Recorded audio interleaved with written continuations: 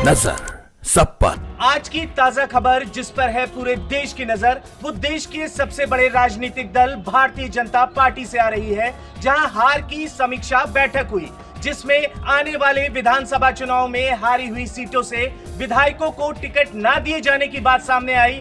तो वहीं पर प्रधानमंत्री नरेंद्र मोदी के संसदीय क्षेत्र बनारस में पार्टी में कई जगह विश्वासघात की बात भी सामने आई। नमस्कार, मैं अनंत त्रिपाठी, स्वागत है आपका थर्ड आई न्यूज नेटवर्क में। आइए सीधे रुख करते हैं अब तक की 10 बड़ी खबरों का। अयोध्या में डटे अखिलेश यादव के अवधेश मिल्कीपुर से बीजेपी को झटका देने का ताव। यहां से समाजवादी पार्टी के उम्मीदवार अवधेश प्रसाद चुनाव जीतकर लोकसभा पहुंचे हैं। उन्होंने फैजाबाद से 2 बार के सांसद रहे भाजपा नेता लल्लू सिंह को हराया है। अवधेश प्रसाद की जीत को विपक्षी सपा और कांग्रेस एक प्रतीक के तौर पर पेश कर रही है। ऐसे में अंदर ही अंदर भाजपा ने इसे एक चुनौती के रूप में लिया है। इस सीट पर देश भर की नजर है। फैजाबाद संसदीय क्षेत्र में अयोध्या आता है और अयोध्या में भाजपा की हार राष्ट्रीय सुर्खियों में बनी हुई है। पैगंबर मोहम्मद पर विवादित टिप्पणी करने के कारण जुलाई 2022 में बीजेपी से 6 साल के लिए निलंबित नुपुर शर्मा ने शनिवार को राहुल गांधी पर जमकर हमला बोला।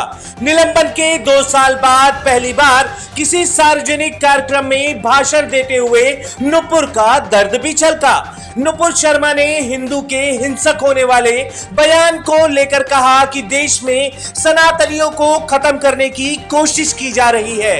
उन्होंने राहुल गांधी का नाम लिए बिना ही कहा कि हिंदुओं के खिलाफ टिप्पणी करने से पहले लोगों को यह समझ लेना चाहिए कि देश से हिंदुओं को खत्म करने की साजिश है।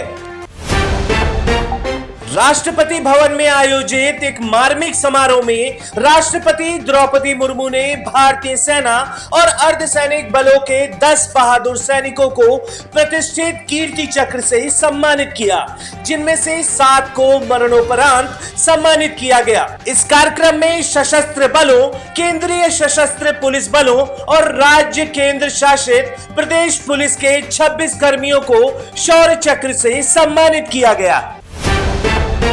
लगातार तीसरी बार भारत का प्रधानमंत्री बनने के बाद पीएम मोदी का क्रेज जबरदस्त तरीके से बढ़ा है। अगले हफ्ते प्रधानमंत्री मोदी यूरोप की यात्रा पर जाने वाले हैं। इस दौरान वह रूस और ऑस्ट्रिया का दौरा करेंगे। प्रधानमंत्री नरेंद्र मोदी के आगमन से पहले मॉस्को और वियना में उनके ग्रैंड वेलकम की तैयारी है। रूस का राष्ट्रपति कार्यालय क्रेमलिन के अलावा ऑस्ट्रिया भी पीएम मोदी के आगमन को लेकर बेहद उत्सुक है। पीएम मोदी ने यूरोप रवाना होने से पहले रविवार को कहा कि भारत और ऑस्ट्रिया के राजनयिक संबंधों के 75 साल पूरे होने के मौके पर इस मध्य यूरोपीय देश की यात्रा करना वास्तव में सम्मान की बात है। दिल्ली की सभी 7 लोकसभा सीट पर जीत दर्ज करने के बाद अब बीजेपी दिल्ली विधानसभा चुनाव की तैयारियों में जुट गई है। इस बीच दिल्ली बीजेपी ने दावा किया है कि इस बार उनका 26 साल का वनवास खत्म होगा। आज दिल्ली बीजेपी की कार्यकारिणी की बैठक में विधानसभा चुनाव की रणनीति की तैयारी की गई। यह बैठक दिल्ली के जवाहरलाल नेहरू स्टेडियम में आयोजित की गई। असम के शिवनगर में एक दिल दहलाने वाला मामला सामने आया है। यहां एक 11वीं में पढ़ने वाले छात्र ने क्लासरूम के अंदर ही टीचर की चाकू से गोदकर हत्या कर दी। जानकारी के मुताबिक टीचर ने टेस्ट में खराब मार्क्स को लेकर छात्र को डांटा था और उसे पढ़ाई करने की नसीहत दी थी। इसी बात पर आरोपी छात्र आग बबूला हो गया। इसके अगले दिन छात्र कोचिंग की क्लास में पहुंचा।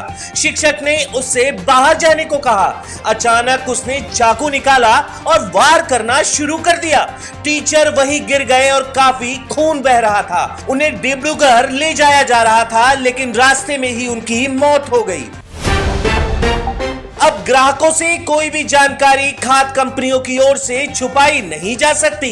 अब कंपनियों को टोटल शुगर, नमक और सैचुरेटेड फैट की जानकारी अपने लेबलिंग में ही देनी होगी, और वो भी बड़े फॉन्ट में। एफएसएसएआई ने फूड अथॉरिटी की 44वीं मीटिंग में इस प्रपोजल को मंजूरी दी है। रेडी टू ईट उत्पादों के पैकेट पर कलर वार्निंग की भी तैयारी की गई है। भारत और जिम्बाब्वे के बीच 5 मैचों की T20 सीरीज की शुरुआत आज से होने जा रही है।